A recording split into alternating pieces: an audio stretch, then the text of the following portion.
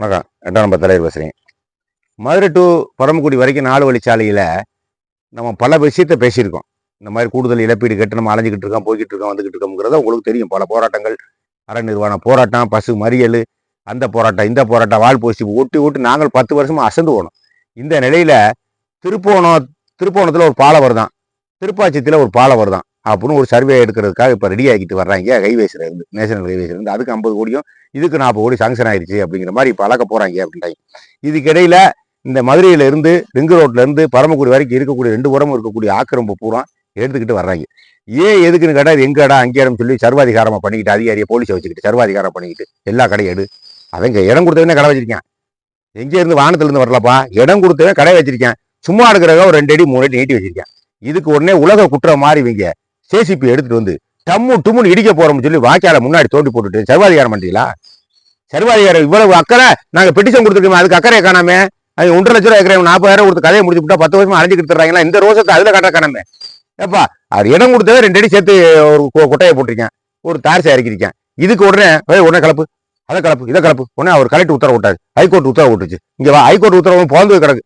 High court உத்தரவு விட்டு திருப்பவன்றத்துல ஒரு மயிறு ஆதரவு உனக்கு ஒரு அழகாவது ஒரு வங்கம் தொட்டியை போய் ஒரு கேஸை போட சொல்லிட்டு ஹைகோர்ட்ல ஆக்கிரமிப்பு அழிக்க உத்தரவு விட்ட உடனே இவர் இந்த ஹைகோர்ட் உத்தரவு வச்சுக்கிட்டு வர்றாரு. கடைக்கடை ஹைகோர்ட் உத்தரவு விட்டுச்சு, உடனே எடுக்க சொல்லிட்டாங்க.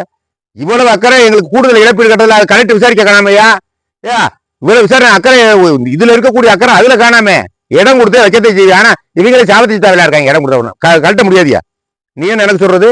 ஏன் இழப்பீடு கூடுதல் இழப்பீடு கலெக்டர் 10 வருஷமா இருக்கு அலைஞ்சிக்கிட்டு போராட்டம் பண்ணிருக்கேன், 1000 போராட்டம் பண்ணிருக்கேன், பஸ்ஸை மறைச்சிருக்கேன். கலெக்டர் 1000 கிட்டத்தட்ட 4 கலெக்டர் மாறிட்டாங்க, 10 கலெக்டர் மாறிட்டே போய்கிட்டு இருக்கு. காது கொடுத்து என்னன்னு கேட்க மாட்டேங்கிறாங்க. அதை கேட்டாதான் நான் காலி பண்ணுவேன். எனக்கு இழப்பீடு வேணும் அப்படின்னு சொல்ற மாதிரி கடைக்கு முன்னாடி கடை வச்சிருக்கேன் பூரா. அதாவது சாபத்தை சத்தவங்க மல்லு கட்டியா உருளியா என்ன பண்ண போறேன்? அதிகாரி செய்தி பேர் உருள அவனோட நமக்கு உரிமை இருக்குல்ல, நம்ம மனு பெண்டிங் நடக்கல, எல்லாம் சொல்லியிருக்காங்கல்ல, கொடுக்குறேன் கலெக்டர் சொல்லியிருக்காருல, உங்களுக்கு தர்றேன், நான் இழப்பீடு தர்றேன், எங்க மேல தப்பு இருக்கு, நான் குறைச்சு கொடுத்து விட்டோம் அப்படி பேப்பர் அறிக்கை விட்டாங்கல்ல, பெண்டிங்ல தூக்கி போட்டு விட்டாங்க, ஃபைல போறோம். 10 வருஷமா கிடக்கு. கேட்டாக்க யாரோ ஒரு ஆள் கேஸ் போட்டுருக்காங்க, கேஸ் முடிவுல பாத்துக்குருவோம் அப்படின்னு சொல்லி இவங்க ஆளை விட்டு இவங்க கண்டெஸ்ட் பண்றது. கலெக்டர் ஆஃபீஸ்ல இருந்து 1,52,000 ரூபாய்க்கு கொடுக்க வேண்டியது 40,000 கொடுத்துருக்க ரெக்கார்டு இருக்கு. எல்லாமே கவர்மெண்ட் வேலை வேஷம் இல்லை. எங்கிட்ட கேட்க வேண்டிய அவசியம் நேரம் எல்லா ரகமும் ஏற்றி விட்டுருக்காங்க. வேற ஒன்னும் சேஸ் எடுத்துட்டு உடனே எல்லா கடைக்கு முன்னாடி பாலமா தோண்டி போட்டாங்க. யாரும் போக முடியாது. 4 கழிச்சு எல்லாத்தையும் அவுத்துக்க. ஏன்னா பொருளை நான் இடிச்சு எடுத்து போயிருவேன். அவர் எங்க இடிச்சு போயிருக்கேன்? ஆப்காரி சார் நினைச்சியா? ஆப்காரி சார் நினைச்சேன். நாங்க குறுக்க ரோட நாங்க சவர கட்ட என்ன ரோட்டு கூட இவ்வளவு கோவப்படல, எங்களுக்கு காசை உருப்படியா கொடுக்கல, எங்களை ஏமாத்தி விட்டு அப்படின்னு சொல்லி நாங்க 10 பேர் சேர்ந்து தென் வச்சுல குறுக்கால தவறுக்கு 4 அடியில செவர கட்ட நீங்க என்ன பண்ணுவா? முட்டு என்ன பண்ணுவீங்க? சுட்டு பிடிவியோ? நாங்க ரயில்வேஸ்காரன் போறோம், அதுல சுட்டு பிடிவாங்கிறேன். சாவத்தை சட்டையில வேணா சரியா போச்சு. பிரச்சனை வரப்போகுது, நீ போய்கிட்டு இருக்க போக்கலாம், பிரச்சனை வரப்போது, சர்வாதிகாரமா நடக்கிறீங்க. என்ன நினைக்கிறீங்க? நீ கைவேசி பொறுத்த அளவுல விட்டுட்டாங்கன்னா அது என்ன ஏதுன்னு கேட்டு ஒரு பெட்டிஷனை கேட்டு நியாயம் தருமா பேசிக்கிட்டு இருக்காங்க. 10 வருஷம் போராடிக்கிட்டு இருக்காங்க. காது கொடுத்து என்னன்னு கேட்கறதுல உன் பிரச்சனை 2 அடி நீட்டி விட்டுருக்கானா? இது என்ன பலமா வரிய? நல்லதுல அடிதி ஆயிப்போம்.